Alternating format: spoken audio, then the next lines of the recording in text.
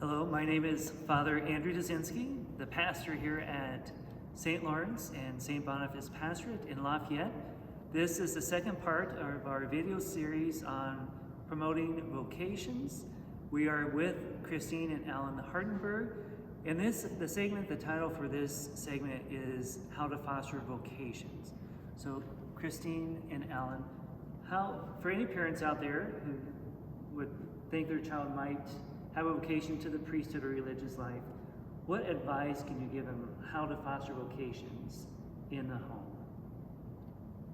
Well, there's two things I want to say about that. First is that as the parents do, the child will do. So, as I mentioned in the last video, I was a convert, and as a convert, I got involved right away. I was reading at Mass, I was distributing Eucharist, so being involved like that, he could see that I was taking my faith seriously and that I was following through and doing all those things, different ministries. And I think it started at baptism. When we went to baptism preparation classes, the father that held our classes for us really instilled in us as a reminder that our son was on loan from God, that he had entrusted us to raise him, and that, but we weren't his forever. And so it started with reminding us that every night, bless our child with the sign of the cross on the forehead, and saying you are created by God, you're a child of God, you're a gift from God.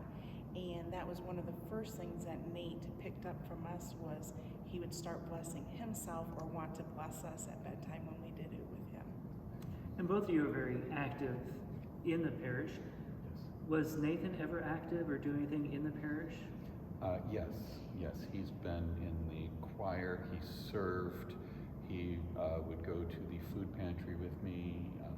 There were a number of ministries that he would be involved in. He was in music ministry with you. Yes. So, yes. And as parents, did you ever tell Nathan that you felt maybe he was called to the priesthood, or you could see that in him? We always left that door open. We said, well, whether you're going to be a parent or a priest, whatever it is that you're called to do, and then we would proceed with whatever lesson we were teaching, whatever we were trying to instill. One other thing that I did want to say too is that we treated our faith as the number one thing. Just like a parent with sports, like Nate played baseball.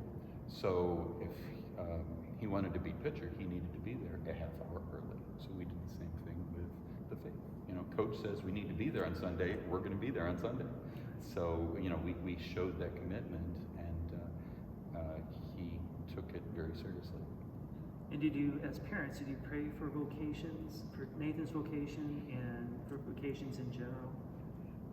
Yeah, I did. I was pregnant with Nate, and I was at the Feast of Immaculate Conception, and I just had an overwhelming desire to ask for, we didn't want to know if we were having a boy or a girl, and I just said, God, if you give me a boy, I promise I will pray for priests often, and I will do what I can to help foster that vocation within him.